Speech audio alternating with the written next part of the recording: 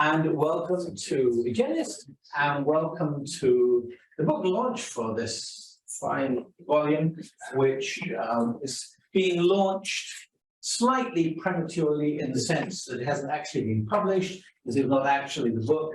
It is what a proof now looks like. But it looks exactly like the book, apart from a few typos that will be removed when it is actually the book. So welcome. I was going to just start off by saying a little bit about the history of how this came about, which starts for me in about, I think in 2012, when I had an email from Gemma, who I did not know at the time, asking, telling me a little bit about her PhD project and asking whether I would be interested in being a second or a third or something supervisor. Chiara is her primary supervisor, who suggested that the work she was doing might have some connection with mine. And indeed, it did. Gemma at the time was working on something she called isomorphology, is that? Yes, which was exploring formal similarities across the whole of nature. So animal, mineral, vegetable, at least. And this actually was really interesting to me because a lot of my earlier work had been about different ways of classifying things. And so classifying across these great divides was at least grist to my mill, but also really interesting because it was also about form and the way form appears as a feature in common in these different areas. So, I started talking to Gemma and making some suggestions about her PhD work from time to time. Obviously, the PhD, Gemma is an artist as well as a scholar. So my advice was very much the second part of one of those fields.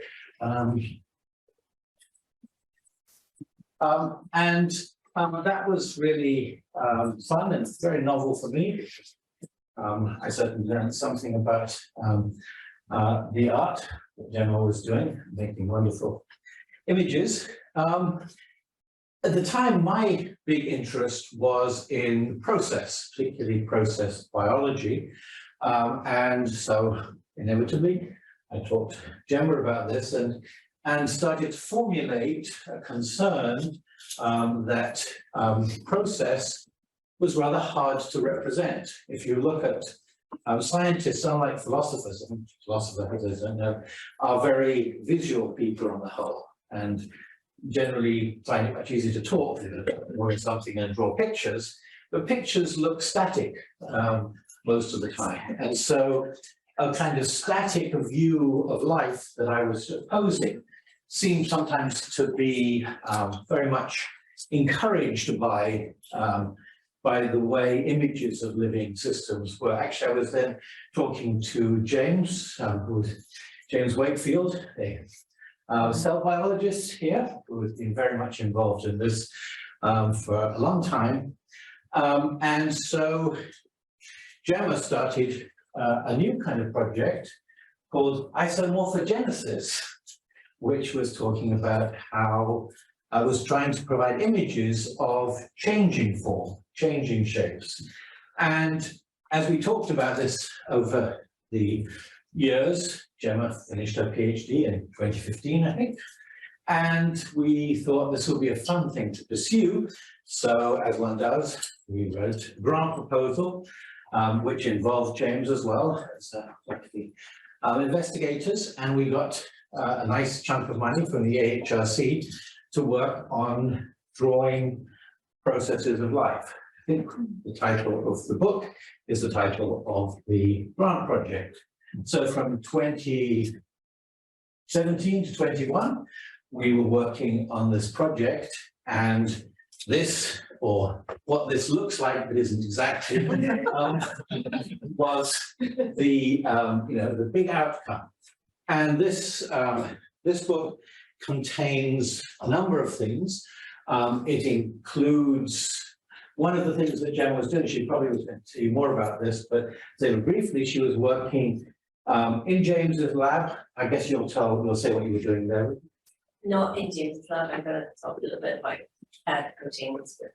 Okay, well, also JJ Phillips, another Exeter biologist who's just standing up, so you can see him. But so Gemma worked out kind of processes for interacting with the work of these and actually a couple of other biological collaborators, but these two at Exeter.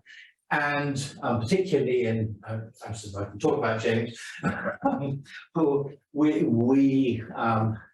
the project, which is something James is very expert on, was to look at cell division, particularly mitosis, the ways in which cells divide and the DNA, the genome duplicates itself. I don't know, maybe tell us something more about that. I don't know if I can do it succinctly, but at any rate, sitting around with the whole group of people who make up James's lab over a course of weeks, Gemma came up with, in collaboration with James, some totally novel ways of representing mitosis. This is all described in the book, which obviously you'll all want, I know, to have very soon.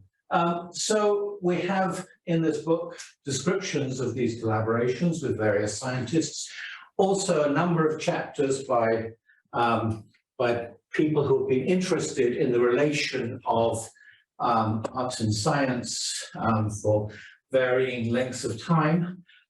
So one being Chiara, I already mentioned, and I'm not going to try and summarize the chapters, but there are a number in here from people who've just been involved in the project to different degrees over the years. You just see if that's, we have possibly, I don't know if Scott Gilbert.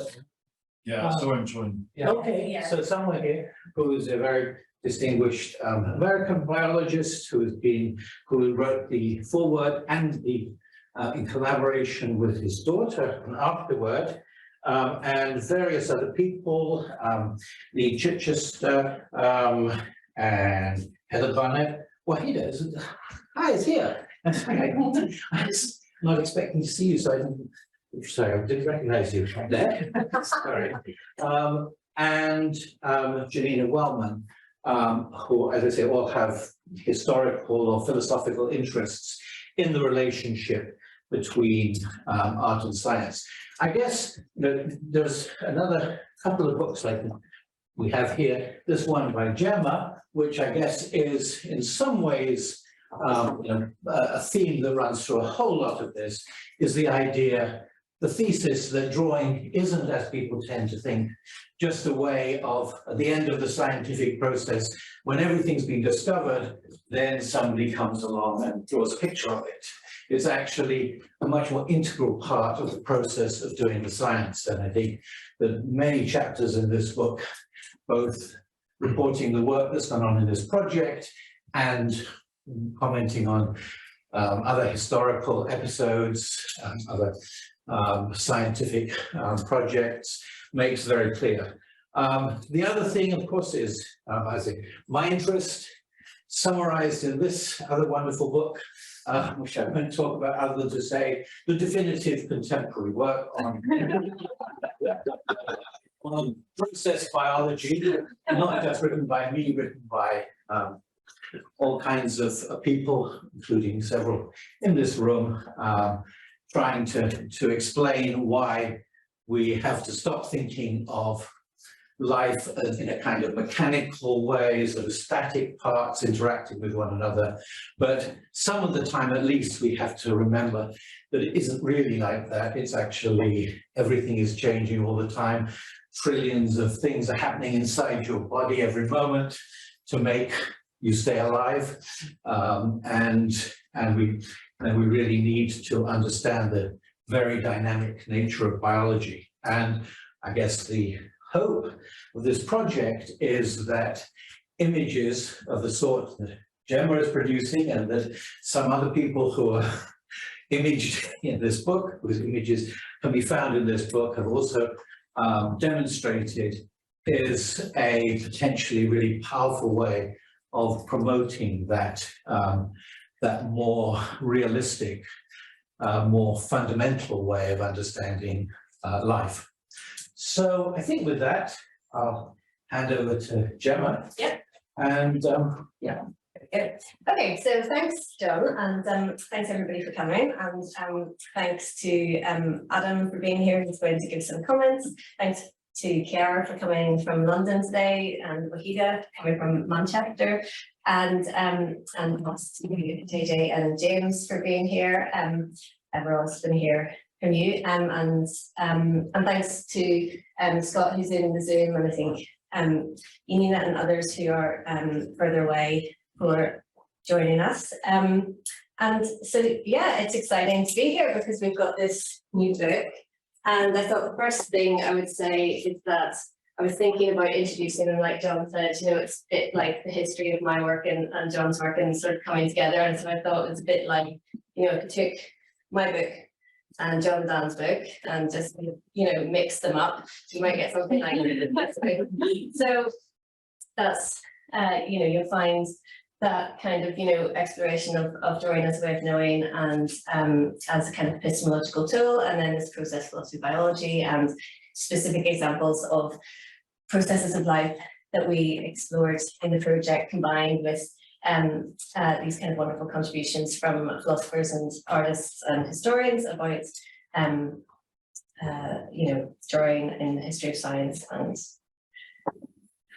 okay, so John was mentioning isomorphology and isomorphogenesis. So on the left, this is a copper etching from the isomorphology series, which I was working on when I met John, and I was drawing specimens from the zoology, mineralogy, and botanical collections at the Natural History Museum, and I was interested in the shared morphologies and the resemblances across these different kingdoms, and how in classification they're actually classified based on differences rather than similarities. And so this was like a way of drawing together species that otherwise weren't coming together, and a kind of plural, a kind of pluralistic and alternative approach to classification that was through drawing. And then while I was doing that, I had these questions while I was drawing these objects about their development and where they were coming from and how they'd got to be their kind of adult form, and started thinking, well, how would I draw development, how would I draw a process? And I was attending all the process philosophy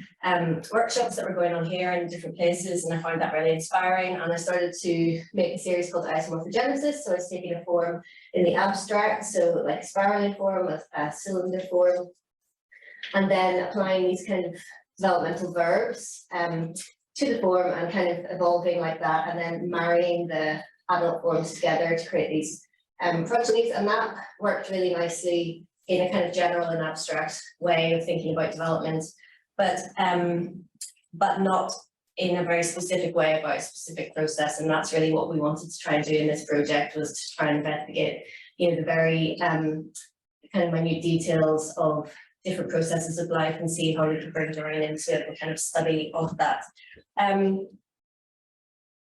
So once we started the project here, and thanks very much to the Arts and Humanities Research Council for funding that project, and it was really great because I had done a PhD, and you know, my background was as an artist doing fine art and printmaking, and after doing a PhD, then when we applied for the funding, it was good because it meant that I could be a co-investigator rather than a kind of artist in residence, which is normally the structure. So it was a bit more official that we were sort of sharing the knowledge hierarchy between the art and the philosophy and the biology, which was really nice and also unusual. And I suppose our project was really led by these questions that were coming out of drawing practice, and that makes it quite an unusual project, and also an unusual book. So after a while of working with, I started working with James's lab, and we were sort of, you know, having these lab meetings, which happen every week with the different labs. And I was based at the Living Systems Institute, and I started to join these lab meetings. And then I thought, let's try and do something based in drawing practice. So we called these drawing labs, and then we had 5 drawing labs with James's lab, and then we had 9 drawing labs with JJ's lab and some other kind of these kind of lab workshops with different groups in the LSI and different people, but I'm just going to focus on a few drawings from the work that we did with JJ's lab here. So the drawing labs then brought together the entire lab who are all working on a similar topic. So in JJ's lab, everybody's working on protein dynamics and different protein processes. And so we, I'm not really going to go into too much detail, but I sort of realized that it was helpful to have a kind of template structure for the scientists to draw in rather than having a blank page. And I made these different templates to think about the kind of developmental landscape. So here, the circle is a circular maze, and this is a version of the kind of conventional protein folding landscape, which is normally imaged as a cone. So if you imagine that you kind of if you think about a cone in 2D, you can just think about the circle. So then if you fold up the circle, you get a cone. So this is like a flat cone. It's the protein kind of folding landscape, and so what I did was sort of played with the features of the maze to change the granularity to allow us to sort of explore these different features of the protein folding journey, and then as we did these labs together, we kind of changed these features, and this became a really useful tool to explore what we knew about protein processes. So this is then a drawing that I made, and so what was really nice about these kind of templates that I was making was that they allowed kind of multiple possible ways to explore the landscape and to to try and sort of like be like the protein, if you like, and to think about different ways the protein folds, different, the protein doesn't always fold in the middle, and in the book we've got a chapter about this, and we talk about all of these different things that we try to explore with just this kind of quite simple landscape.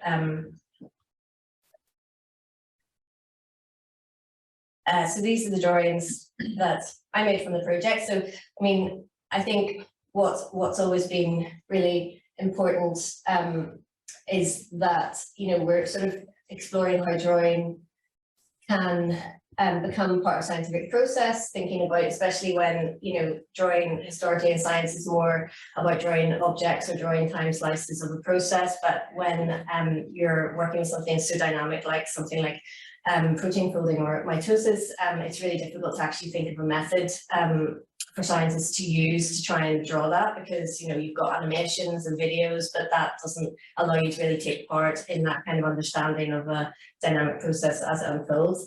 And then for me, this was just really inspiring, and it gave me lots of kind of like images and ideas to work with as an artist. And so then this work became a series and has been part of different exhibitions. Okay, so here's the cone that is folded as a cone. So that's kind of more like the generic protein folding landscape that you see. And so we started to think about, we started to ask questions, with our circular maze, what is outside the maze? What is outside this kind of standard developmental landscape? And that made us think about this kind of, like a 24 cell, which is like a 4D octahedron. Kind of since around the time I started working with John in 2011, I started working with mathematicians at Imperial College, and it's higher dimensional geometry sort of that we work with, and a lot of like force spatial dimension. And so this was then kind of feeding back into this work with the biologists, and this image of the 4D tetrahedron became something that we found useful to then think about how, these different protein landscapes were kind of in this very multi-dimensional landscape where the proteins were able to sort of exchange and find each other through these different cells. And that's, so I just wanted to then sort of talk about a little bit what I've been doing since we finished the project, because I'm working now on a project with, it's like a public art commission with Art Angel. It's about for spatial dimension and how we can kind of create an artistic experience of that. And for me, it is very connected to the work that we were doing here, and this kind of higher dimensional geometry and topology, I think, is a very useful kind of area to explore when thinking about biological processes. So yes, I'm just going to show some images and then we're going to hear from Chiara. So this is a 2D projection of a 4D polytope. This is a 3D model. It's the unfolded 3D net of a 4D polytope. And I know the fourth spatial dimension can be a bit of a challenging idea. So if you look at the facets, the faces of all of these models, they have these numbers on them. And so in the fourth spatial dimension, they would meet each other and they would fold up, but we can't do that in 3D, but that is possible in 4D. And, you know, to be able to have the sort of 3D unfolded version, the 2D projection, the source for that is the 4D image. And I find the imagery quite fascinating and mesmerizing. And the reason that the mathematicians are working on this is that the fourth spatial dimension is part of this kind of 10-dimensional view of string theory. And what they're interested in is the geometry of the inner space of the strings of string theory. So that's tiny, tiny, tiny curled up stuff. But and so I've been making these drawings and these models.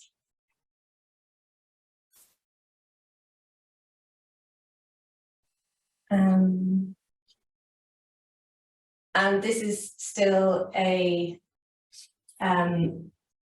so I suppose I'm still working in this kind of art science collaboration. It's I've got a chapter in the book with Alessio, who's my collaborator at Imperial, where we draw embryogenesis using a mathematical method called Morse theory. And this is different, but I see it all as quite connected in a kind of general.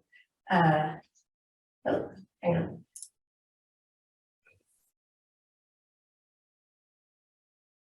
Okay, yeah.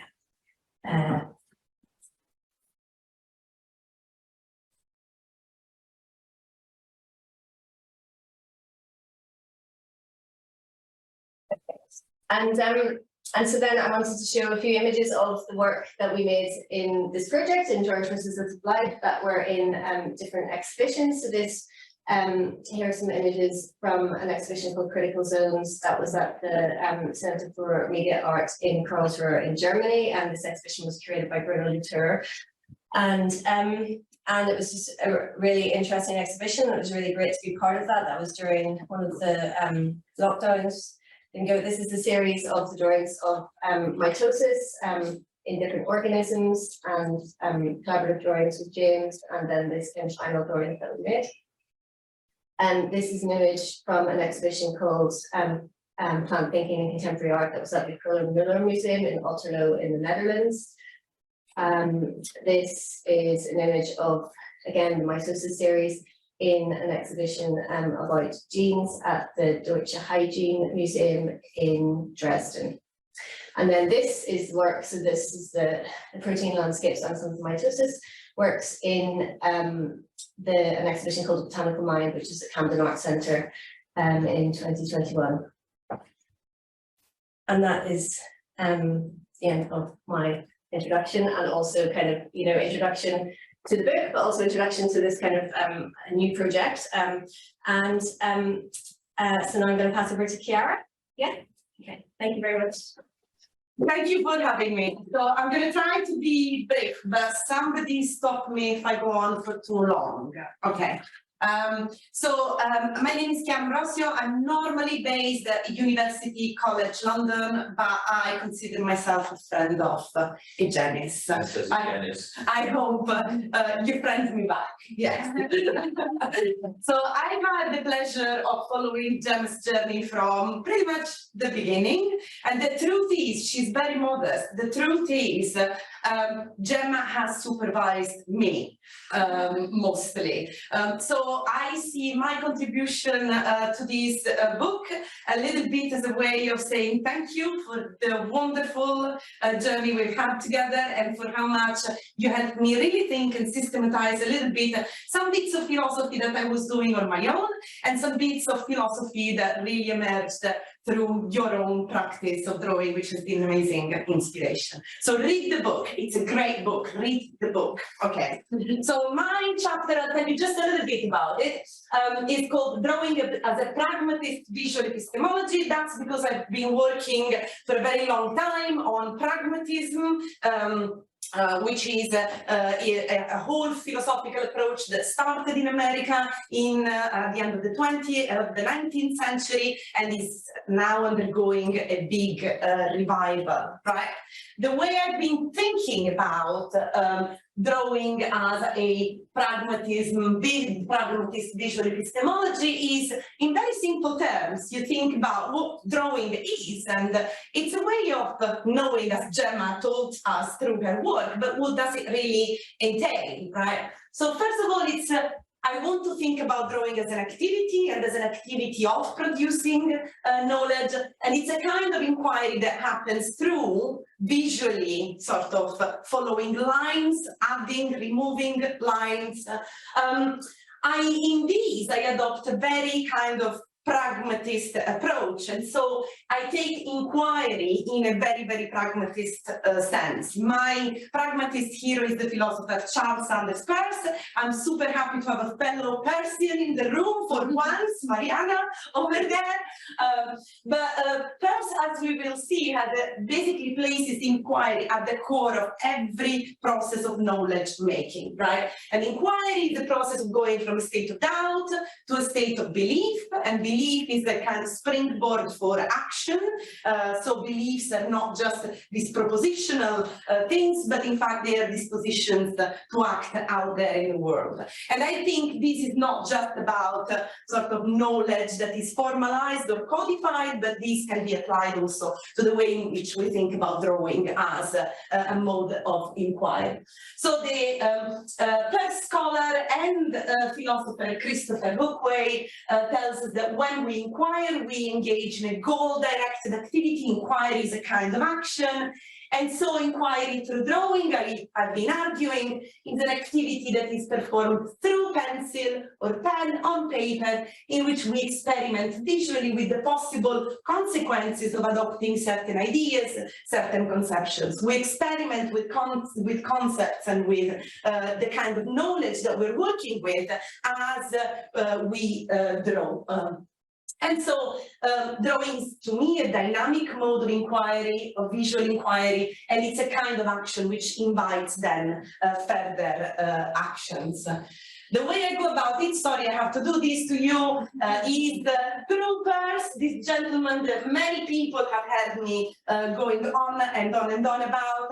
What is nice about looking at Peirce when we're looking at this characterization of inquiry is that Peirce himself was a compulsive drawer and doodler. So you go and look into his manuscripts, and he was doing stuff like this and experimenting with the texture and color of his pens, doing chemistry and portraits at the same time. I think here he's experimenting with some sort of he was working on acetylene at that point. And then you look at his philosophical papers, and many of his arguments, many of his philosophical arguments are actually carried through drawing. So he doesn't just use drawing as examples, he is actually drawing in order to make the argument itself. And if you want to know more about this, I can't go into this because this will take us until 9 o'clock this evening. So read the chapter and read the verse. So what I've done in the chapter then is, and I think this is where actually Gemma's work really forced me to think a little bit more about, okay, drawing is a mode of inquiry, but then this is something very general that one can say about the practice of drawing. Surely different types of drawing sort of give us different ways in which the practice of drawing can be characterized as a mode of inquiry. So I've used 3 case studies in the chapter with 3 different examples of drawing either across science and art or in science, and I've tried to begin a kind of taxonomy of ways in which drawing might work as a way of inquiry. It's all in gerunds, right? So they're all verbed rather than static ways of presenting concepts. I've been thinking about delineating, reconfiguring, and structuring. I think that could be, this is an open-ended list, so think about your verbs and see whether that can also work and join in the thinking about drawing. Just very briefly, delineating is based on the work of an artist called Lucy Lyons, who works mostly in London, and she's done work in the context of pathology. She has studied in particular patients affected by a rather terrible rare disease, in which basically connective tissue turns into bone. She's been working both with live patients, but also she's been drawing from basically the bodies of donors that gave their bodies for research on the disease, but also with historical collections where the bodies were not necessarily donated, and the consent there is a little bit more problematic. But what she did was, so delineating is something that involves observational drawing and drawing from very, very close specimens.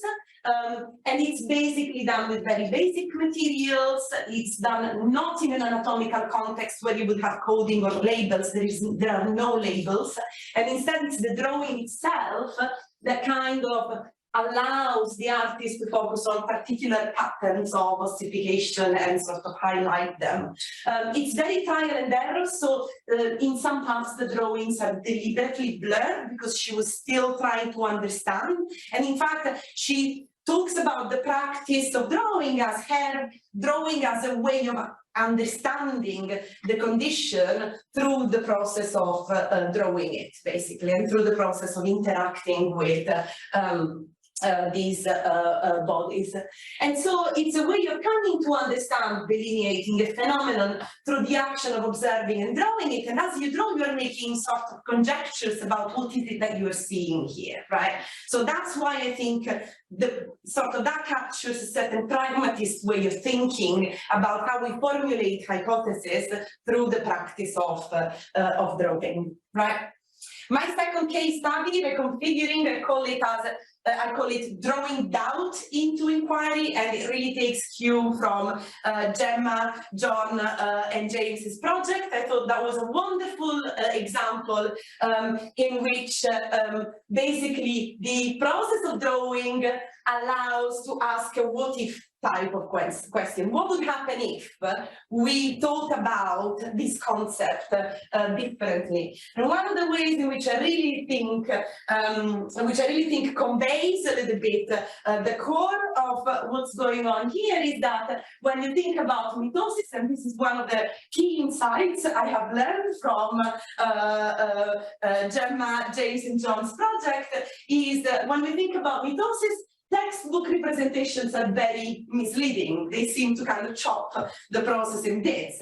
And what I thought was wonderful about the project is that it really kind of, simply by changing the directionality, opening up the forms of the process, then it gave rise to a completely different way of thinking about mitosis, not as individual instances or separated stages of the project, but as something that is really continuous and and dynamic. I've also learned that microtubules are very important. Read about microtubules. They're really, really key. They're very key. I'm doing okay, yeah? The other thing that I like about this, so this is from one of the publications of the project, the eLife article published in 2019. At the beginning, when all these drawings were happening, it wasn't clear what the overall picture is saying. And I think that productive confusion is something really important. And again, it captures a very pragmatist idea. The inquiry proceeds through doubt that then takes you to different new stages of belief and understanding, basically, right? My third example is structuring, and that's because I wanted to make dynamic something that in philosophy of science we usually associate with permanence, with invariant, with what remains when you stripped everything out, right?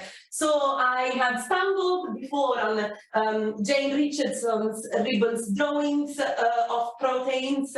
We tend to think about proteins through the kind of display that we see, and they are often now simulations, and you see proteins folding, but in fact this started as hand drawings, and I thought that was quite interesting and quite exciting. These are a case of structuring where through the drawing you flesh out patterns, you make those patterns basically visible. Richardson herself says making a drawing can change one's scientific understanding of a protein, sometimes revealing a preferable classification. So one of the things that Richardson was doing was, at the very beginning, she was producing taxonomies of proteins. So she was interested in the evolutionary relations between proteins, and she thought that drawing was a way of creating or giving these proteins a particular aspect that would then allow to group together, say, all globular proteins, for example, on the basis of their evolutionary relationships. And one of the things that she said, which I think is really interesting, is that drawing doesn't just allow her to organize data into common patterns. Drawing is also what makes some very, very technical knowledge about proteins communicable. So you don't just draw a protein, right? And of course, at the same time, there were different ways of thinking and modeling proteins. She chose drawing, but then she said, once you've chosen the way in which you want to communicate, even if you choose a model, the same problem appears. You've got to be very specific about what you've done with the drawing to make what people want to enable people to see exactly the same thing that you want to see. And to me, that aspect of communicability is really crucial to what we think about when we think about structuring in particular ways.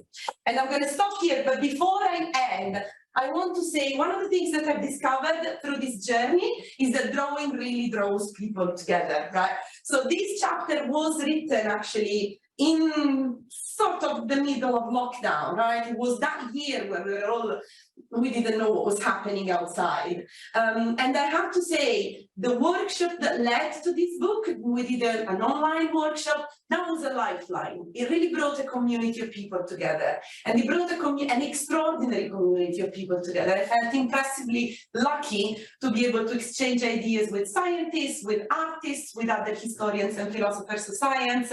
And at that point, when loneliness was ruling, I thought that that was something exciting and something that reminded me why I'm doing this job in the very first instance. So thank you, Gemma, for giving us a community that we can rely on, and more of this, please. No pressure.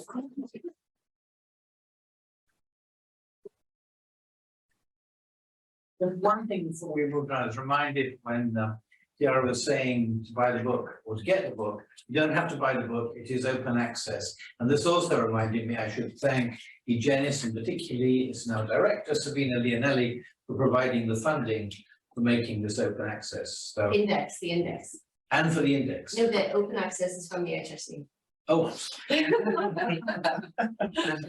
we thank the AHRC. Thank you, AHRC. And thanks, Egenis, for the index, which is, yes, That was great to follow on from that, actually, especially seeing the Richardson images of proteins, which my favourite undergraduate textbook was Brandon and Sue's, which hugely popularised the Richardson way of representing these things. So I would, you know, I'm not sure quite how to sort of sum up my experience here, but if I say that I come at things from the perspective of a researcher who studies protein computation, molecular computation, or sort of molecular information processing, really.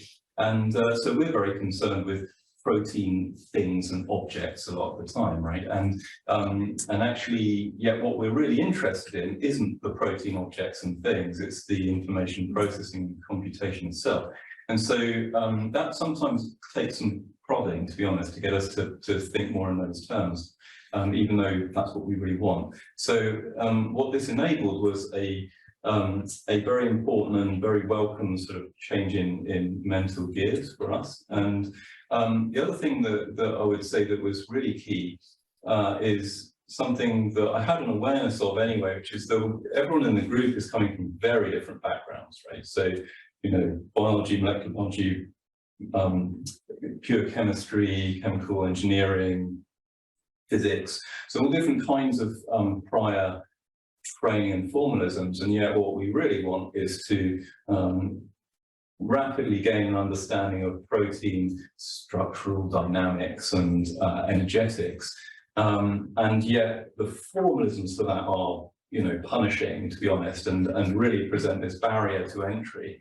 And of course, if we then want to, suppose you get over that, you as a researcher then want to engage more widely as part of your research and in a way to sort of generate feedback of the research before, during and after you're doing this, right? And so it presents a huge barrier to people caring, engaging, and you know, sort of assisting in the impact and development of the research. So what I thought was really exciting was that what we did with Gemma was to find a way that people can just tunnel through all of that energy barrier and formalism that we normally use and rely on, right? So the beautiful, well, these protein mazes that people were making in the classes, you don't need to know really anything about proteins, thermodynamics, kinetics, any of this stuff, you know, in order to work with these and to gain from them. And the eureka moment for that was when somebody was in the class and they drew something. And they, you know, they actually, interestingly, no one ever just draws a straight line, right? The task was simply go from the outside to the inside, to the middle. And no one just went, done, right? That never happened. The drive to explore was too great, right? No one did that. They all kind of explored immediately. And someone just drew something a bit odd, and they drew it around, and it kind of went down and up and looped around, and they said, is this possible? Like, you know, is this permitted or real? And I said, yeah, you've just invented protein misfolding. You know, it's just the real thing. And then they drew something else. Said, yeah, that's an intermediate state. That's real. We can measure these. Yeah, and so with absolutely no conception that that's what they were doing. They were exploring these concepts, and we could put the formalisms afterwards to explain and rationalize kind of what they've done. So that's probably my 3 minutes, but that was what I really, really loved about this. And we still, you know, we mustn't lose that, because, you know, we didn't have it before, and it's so precious, the ability to engage wider. And I love that. So thanks for giving that to us. And I think that's all I have to say. Actually, that's enough. Thank you very much.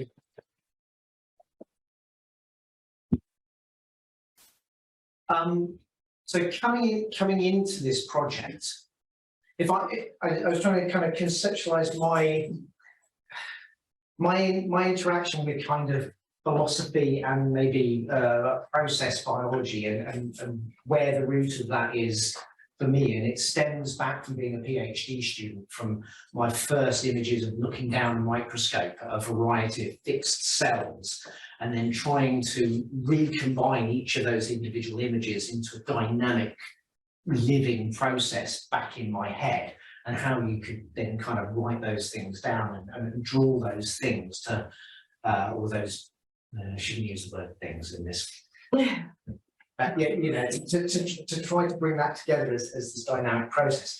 And I think over the years, I've always kind of come back to that. And I kind of see that journey in terms of trying to move that forwards in my mind as a bit like a shoal of fish or a flock of birds. Most of my time is spent doing either experimental stuff or management stuff, or, you know, people stuff. And they're kind of like these individual little birds of ideas or moments in time when I kind of consider dynamics and process in biology. What the interactions first with John and then with John and Gemma and that AHRC grant gave me is this ability to take those moments and shoal them, you know, or to flock them.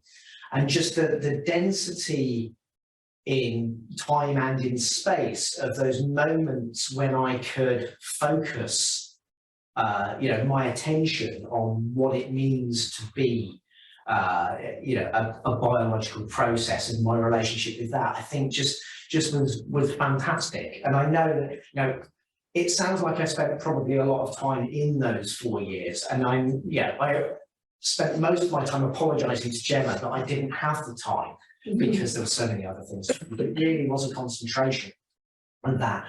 That's kind of gone away as the project has finished, but I'm trying to not let that go away, and I would really love to try to shoal that again, to try and flock that again, because I think it's something cool about my journey in science.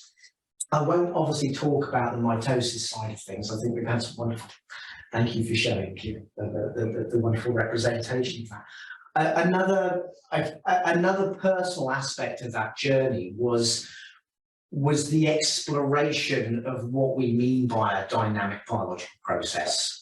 And there were many times when John and Gemma and I were sat in John's office there, when really a couch would have been the perfect kind of furniture for that. And I came out from those meetings really feeling as if I was a scientist who had been on a psychiatrist's couch for an hour with questions, philosophical questions, artistic questions, questions about meaning, questions about the biology that underpins it, and just this wonderful kind of richness to the conversation, and this stepping away from what we kind of traditionally do in science. And so it's like, you know, the process of doing process biology became a real thing in itself, I think.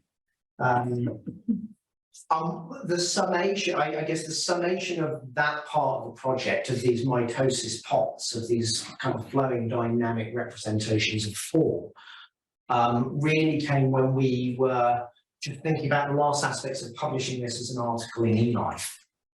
And as a good, robust scientist, I wanted evidence.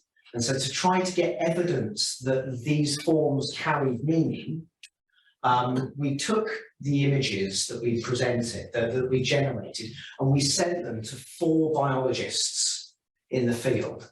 And these are individuals who have 20, 30 years of experience, essentially studying mitosis and cell division.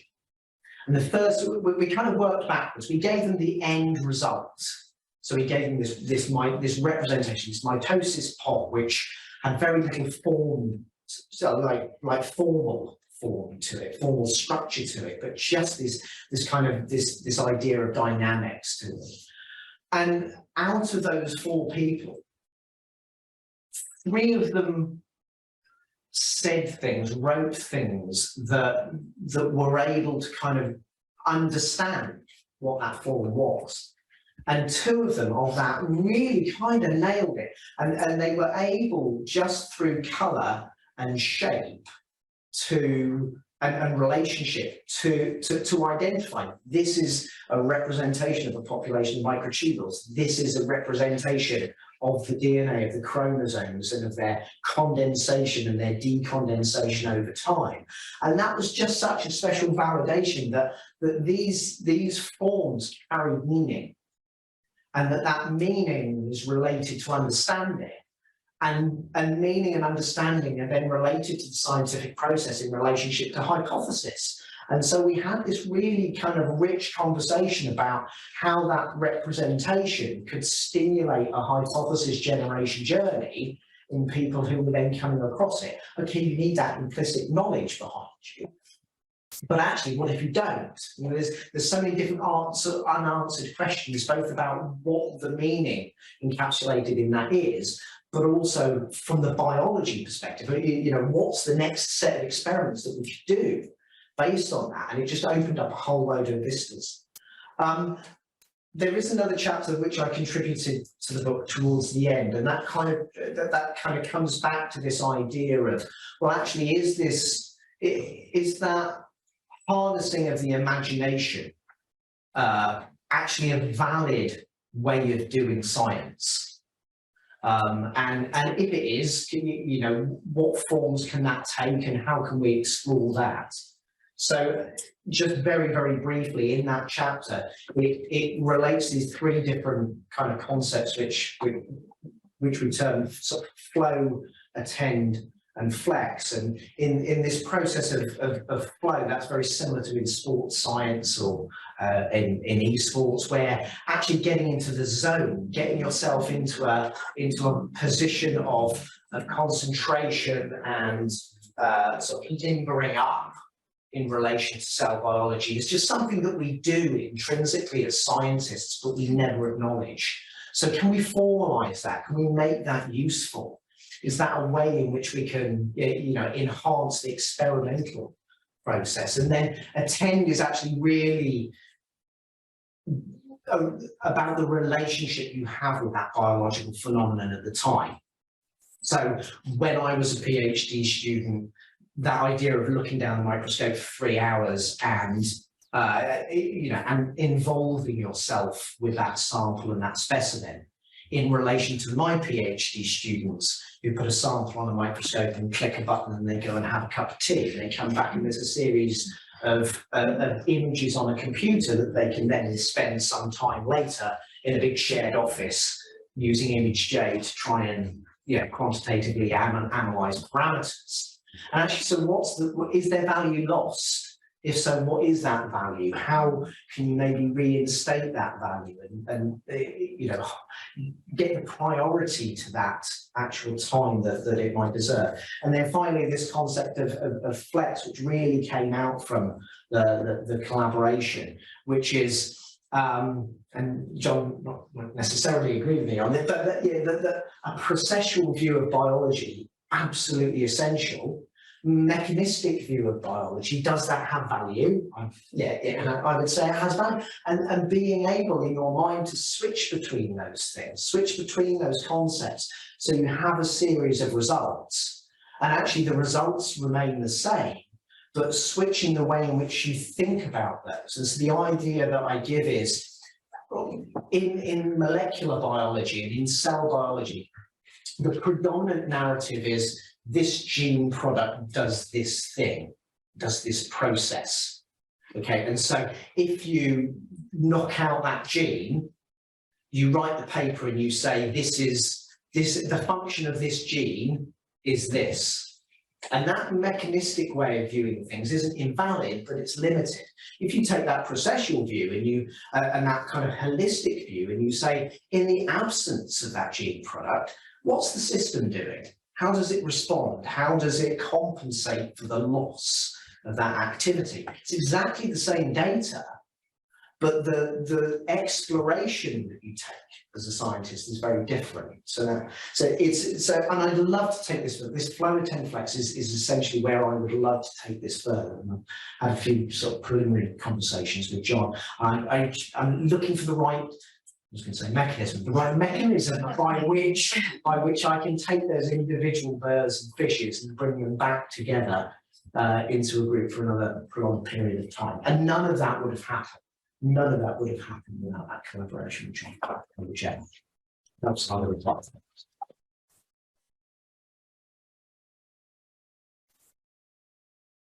Thank you both. Just before I Adam, who will be our last speaker. I just one thought that I wanted to, because I think came out, and I thought when JJ was talking, but I think maybe it hasn't been emphasized perhaps enough. I was going to go back to Chiara's draws people together. Because I guess one of my really most memorable observations of the lab meetings whenever it was drawing was just the extent of collaboration, thinking together through doing this drawing thing. And so I was just struck by that. Really, I think it's a very good sort of strapline, and just really something that was very obvious in these little meetings. I sort of bring up. But now we hand over to Adam. He's going to very kindly agree to make some summary comments. Well, thanks very much to Gemma and John for inviting me to give some comments. I just wanted to start by congratulating Gemma and John on a really wonderful book, and also the other people, James, Jeddah, who've contributed. I hope John won't mind if I congratulate Gemma mainly for the fact that it's a very beautiful book. She said you've had one line drawing in your whole corpus work before, so it's a very beautiful book. And I often found myself wanting to be able to look at the wonderful drawing from Gemma's done at full size. And so one of the things I'll keep coming back to, one of the things I think so special about the book, and I can't think of another one like it, is that there's been quite a bit of interest in sort of links between art and science in various ways over the past few years. Chiara has been very involved in that. I've done some work in that area. But Chiara, correct me if I'm wrong, but I can't think of another book that is gives you such a lovely insight into the process of coming up with the images, and there's such a lot to learn from that, which you don't get from a lot of the philosophical accounts that look at the final output of that process. And that's something that I wanted to come back to a few times in my comments. I should say, yeah, I'm not a biologist, I'm not a philosopher of biology either, and I'm certainly, my GCSE art teacher will tell you that I didn't get to GCSE actually. She sort of politely recommended that I just stop. Getting through out of 16. It was a blot on, that PE was a blot on otherwise wonderful. But anyway, right, I'll try to say something. This will relate, most of what I've got to say will relate, as you might expect, to things that I do know a little bit about and been interested in. So I hope that doesn't seem like a misreading of the book, but luckily, you're both here to correct me. So I said, so there has been perhaps a surprising interest over the last 20 years or so within philosophy of science that tries to draw certain parallels between art and science. And one of the ways that that's happened is that quite a few philosophers of science have thought that if you want to understand the way that scientists represent the world, you might do well to look at theories of representation in art, and particularly depiction. And there are various reasons why people have thought that in philosophy of science. There were lots of different answers, of course, that are given to this question in philosophy of art. Roughly speaking, the question is, well, given a picture, if you sort of stand at an angle to it, you will see that it's just, brush strokes on a piece of canvas. Given that that's what it is, how is it that it manages, in this case, to represent Salisbury Cathedral from the Meadows in the Constable painting? How is it that an inert, as it were, piece of canvas with brushstrokes can manage to point beyond itself in that way? And there are lots of different answers that people have given. Resemblance is a very common answer. It looks like it. And that's all you have to say, right the way to people who thought that that's exactly the wrong approach, and the pictures are much more like languages to represent through convention.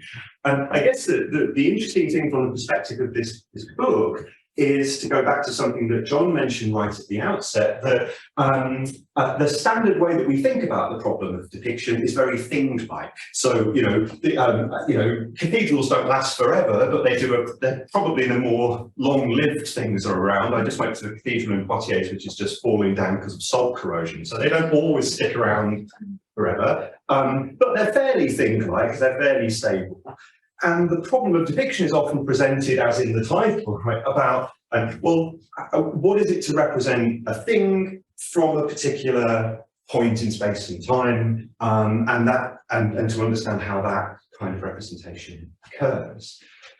So one of the wonderful challenges that's raised by the drawings and all the different drawings that that are in the book, of course, is to that way of thinking about representation is, one challenge, of course, is that we're interested in representing processes, not things. So in the object, as it were, of what's being represented. And going along with that is a wonderful variety of the different forms of representation. And at one point in the book, I think Gemma refers to these drawings as hybrids, so that they're mixes of conventional elements of things that you might call pictorial elements, but as I'll go on to say, quite unusual pictorial elements. And one of the wonderful things is seeing the process of trying to come up with such an unusual form of representation to capture some of the phenomena that you're interested in. So I wouldn't say that so many of the drawings in the book are a challenge for lots of ways we standardly think about representation. I'm going to go back to an author that I'm like Chiara, going back to Hearst, and since you did this, I feel like it's okay for me to just, in this sense, write Holocaust in two respects. Kendall Walton is a philosopher of art who's put forward this wonderfully rich picture of what's happening in representation in art that compares works of art to objects used in children's games. Right, so here's the cover of the book has got this sculpture, would you call it, from Picasso, right, where we're imagining this, saddle and handlebars as a ball. The general idea is that what lots of works of art do is they ask us to imagine things in certain ways, a little bit like children imagine, a brush that they're standing astride as a horse. So now, there's a lot to say about that. One of the reasons I think it's interesting to think about some of the drawings in this book through that context is that this theory is a bit looser in the way that it talks about representation, and it makes it explicitly to imagination in an interesting way. So just to give you one example, for what's the difference between, say, this picture of Salisbury Cathedral and a beautiful descriptive passage of it? Well, according to him, the difference is that in both cases, you might imagine Salisbury Cathedral when you're looking at the painting or when you're reading the passage in the book. But the difference in the painting, he says, is when you look at the painting, you imagine of your act of looking at the painting that it is the act of looking at Salisbury Cathedral. And you don't do that claims anyway with the words on the page. Now, the reason I mention that is I think you can think about some of the really complex and wonderful drawings in the book with that way of thinking. One thing to notice is it allows for a huge variety of different imaginings, right? So you can have something he thinks that's depictive in music. So maybe when you're listening to the lark ascending, you imagine of you're listening to the music that it is bird song. Maybe when you're ruffling a teddy bear, you imagine of your ruffling of the, probably plastic, let's face it, nowadays everything else is, to be ruffling a bear's fur or what have you. So you can have something that's depictive and imagining in all sorts of different senses, for instance. So I think that way of thinking is quite a nice way to capture some of the wonderful things that are happening with drawing in this book. So Gemma, I'm comparing your work to the Ceiling of the System. I appreciate the compliment. So sometimes when you're asked to do that, you're being put in a really funny, imaginative position. Right, so, Salisbury Cathedral from the Meadows is one thing. You're imagining you're looking at the painting, that it is standing at a particular point in the Meadows, probably got housing estates on it now, but it's still there and looking at the cathedral. An example that often comes up is the roof of the Sistine Chapel, right? You're asked to imagine seeing the creation at the same time as you're asked to imagine that it's unseen, because there's no one around to see the creation, right, until, just a bit before this. So some works of art ask you to imagine yourself in a certain kind of stance that's really odd when you start to think about it.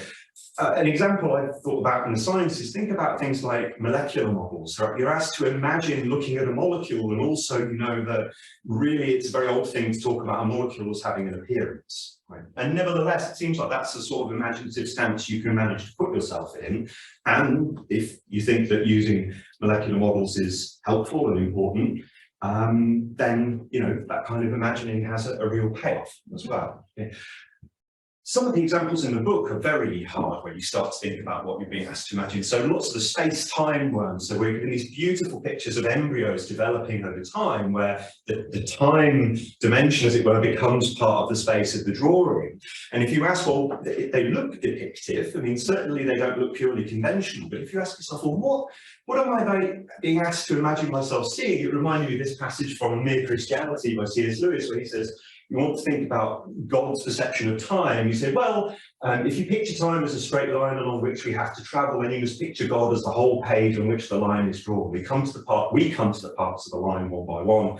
God from above or outside or all round contains the whole line and sees it all. So we're, you know, a God's eye perspective in a particular way on time is what we're being asked to take in some of the pictures.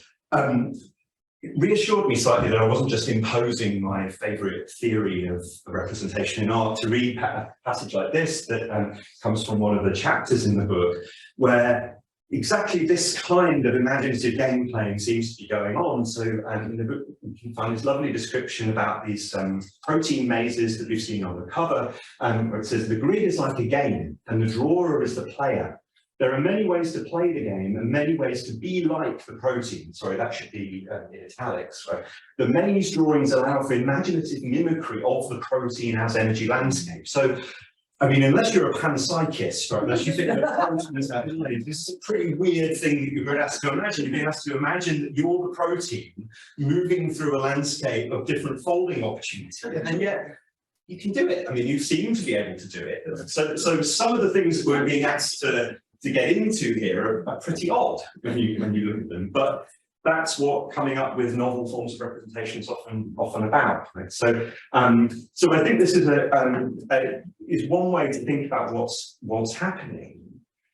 Still, I talked about representation, right? So looking at the output and how you should interpret someone standing in front of the painting, say after it's been painted, looking at these drawings in the book. As I said, it seems to me like one of the wonderful things about the book that you just don't find in other work in this area, at least not in such a clear way, is giving you an insight into the process of coming up with a novel form of representation.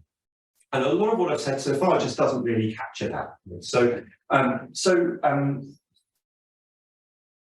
again, I think this comparison with games can get at this a little bit, right? So when children are playing with a doll, but they don't just sit still, never sit still, right? They look at it and never sit still. They do lots of things, right? So they participate, they interact. And the key thing is that what they're doing, their actions in the game are also representation. In other words, you know, picking up, so this is minus powering, not this. Realize I put the yeah, anyway.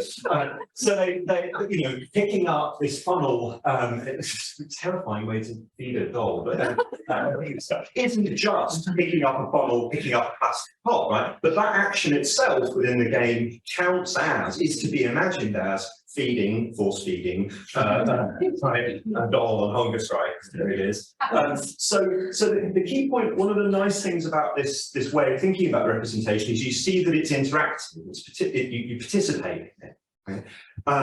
And molecular models too. So a few years ago, I did a little study of filming people using molecular models, and they say things like, well, you know, sit on this middle carbon-carbon bond, and now imagine it pushing you in this direction, and it won't. So we can see that the molecules like these conformations on. You mean sit on the middle carbon-carbon bond? Not imagine twisting them with your hands, but still, that's how people talk. Okay. So it seems to me, and this is one thing that Chiara's touched upon already, that one of the things the book brings out really nicely is, as I've said, that we ought to think about representing and the process of coming up with a representation. Now, of course, it's not surprising that that activity can be helpful. Right? You can realise you make mistakes when you come up with a theory. You can realise you make mistakes when you write a newspaper article. But one idea that seems to me to be really fascinating that comes up is that exactly as I've said about the children's games, it seems like the process of drawing is itself something that's imagined to be something else. It itself is a participation. So again, this comes up in the book. So referring, I think at one point this activity is referred to as group play, this lovely collaborative experience that John was talking about. And there's a quote, the book says, in the drawing lab, drawings move further away from concern with mimicking appearances and representing what's seen optically and towards imagining the process, using the drawing process itself to imagine being like the stages, dynamics and elements of the process itself. So it's sort of like drawing is like improv. You know, it's something where you're making it up as you go along, but the things you're doing are themselves representational. And that's really a wonderful thing about that the book brings out, I think. Just so that there's some really interesting challenges there, I think, that the examples given in the book give to theories of representation, the way we think about representation. I wanted to just sort of zoom out a little bit to talk about some of the bigger challenges that seem to me to come up for some traditional areas in philosophy, and this will be quite quick. But it's something that's broached a few times in the book. One is that there's a challenge here for epistemology, so the theory of knowledge that takes different forms. And I know John's worked with Sabina on process epistemology and on thinking through some of these challenges. One way to put it just starts from the fact that very often the way that the tradition thinks about knowledge is as a kind of belief, a belief you can back up with reasons that's true. So one challenge here is just to think, well, what we're dealing with here is representations in these drawings, but they're not beliefs, right? They're other kinds of representations. Now, there are some points, and there's a slight critical note, not with, I think, any people in the room, but just a couple of quotes that come up with in the book that seem to me perhaps the wrong way of taking this lesson. So we want to think, well, there's something quite limited about the traditional way we thought about knowledge as a belief, a set of claims that represent the world. Now, what should we do with the fact that drawing is a way of knowing? Well, how should we take that? Well, one way is to think, well, we ought to not just talk about beliefs, but talk about mental images. And this comes up a few times in the way that things are interpreted. So here's a quote that is included in the book from a historian of art, is that right? Yeah. So we tend to consider images as subject matter only for visual scrutiny, as external, confronting the mind, as opposed to offering, like language, something in which the mind could participate. The problem for defenders of images is therefore to show how they could, like language, be internal, open to the mind's participation, part of the mind's own thought and workings. Or there's a quote from Nick Hopwood, a historian of three-dimensional physical models, in particular in embryology. The pictures in the memory that have once found their way through to the hand stick much more firmly in the head. So it seems to me there's a persistent temptation, call it Cartesianism if you like, to say, well, if this is going to matter, if this is going to really count as knowing or thinking, whatever, we're going to have to look for it being mirrored internally. We'll have to talk about mental images, or we'll have to make it truly part of the mind, to make it truly part of knowledge, we'll have to do that. And I think, for me, one of the lovely parts of the things that come out of the book is a connection with recent work in cognitive science that suggests that we don't have to do that. Right? That really you ought to think about mind as activity, and you ought to think about this process of drawing as just literally a way of thinking about things. And there's no need to worry about whether we have mental images that capture that or not. In fact, one of the really rich lessons of the book is it's precisely that interaction, often involving several people and the page and a pencil and more else besides, that's doing the thinking, and that's fine. And we should just say that. So you know, the thought here is just drawing is a way of thinking, quite literally, and that's why it matters. For the way that's one of the ways in which it matters. So we know, and as I said, there's plenty of work in recent cognitive science. People use this label 4E cognition that tries to make this point in many different ways. I think I just wanted to pick up a couple of quotes from James's contribution in the last book, which I think put this really nicely. It comes back to something you said in your comments, James. So, you know, the thought that there's a product-oriented approach very often, you know, which is And it's reinforced, as you said, by the kind of division of labour and technology that allows somebody to produce an image by pressing a button rather than sitting there for 3 hours in a darkened room. That sees what's happening as a sort of separation of us and world. And then we get an image after we press the button, and the question is, does it capture the world properly or not? In other words, what's being reproduced there, just in technology and in the process of research, is something like the traditional picture of the mind as a kind of inner world of representations, and then the question is, does it know the world outside? And I think what I really enjoyed about James's contribution in that last chapter was to try to think about a different way of understanding inquiry that's process oriented, so that gets away from that, and there's a quote here that tries to bring attention back to the nature of the interaction, the dynamic relationship between two living entities, and that resonates very strongly with a lot of the recent work in cognition that tries to see it as being embodied in the world and about our actual interaction with the world. And for what it's worth, I don't think we have to junk traditional epistemology entirely. I think it's a kind of useful fiction, I would say that. It's a sort of simple way of talking about these really complicated interactions, but it can lead us seriously astray. I didn't know if I should put this slide in because I don't know much about metaphysics, and I realised that this was John's going to be here, but I just thought open up the discussion. So I'm not, I don't have a metaphysical cast of mind, but one of the things that I was troubling me such a lot reading the book is to think, how are you supposed to do metaphysics given some of the lessons that are coming up here about inquiry? What I mean by that is lots of the traditional methods that philosophers have used to think about the way the world is are really highly dependent on language. So, conceptual analysis is about trying to find definitions for things like beauty or truth.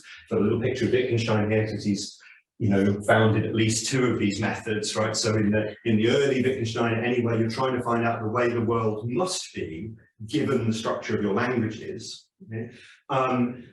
Even naturalism, so the idea that most people in philosophy will sign up to nowadays, that our best view of the world should be based on our best scientific theories. The word theory is a giveaway that very often there's an implicit reliance on linguistic representation. So there's a focus on language, and there's a focus on language as product. What has the world got to be like such that we can talk about it? What's the world got to be like such that our latest theories can be a good representation of it, and so on. And when you start to cast around for theories of what you could be doing in philosophy that could make sense of inquiry in a different way, you don't find that many alternatives. And one is ordinary language philosophy, right? So the thought that one of the lessons that they will take, and again, later Wittgenstein is a key influence here, is that language is an activity, it's woven in with our forms of life. So at least we've got the sense there of the interaction that you're getting at in chapter, James, that, that we ought to think about language as process. Right? But it's still about language. I don't think that's an essential feature of it, but it often is. And it's often taken to be pragmatist or anti-metaphysical in some way. The thought is it's somehow about taking your eye off the way the world is and looking at the uses that you're making within a particular social context. So now I don't think those are both essential features, and John perhaps better than anyone would be able to dispute that, but at least that's a common way of taking this. So all this is just to say that when I think about, well, what would it be to try to find out the way the world is as a process, whilst taking into account all of the wonderful lessons that come out of this book about how language is not necessarily the best means to do that, and how our mode of access to the world is a participation with it and a complex interactive process. I'm just full of admiration for anyone who attempts to do philosophy in that kind of mode. I think that's it. Yeah.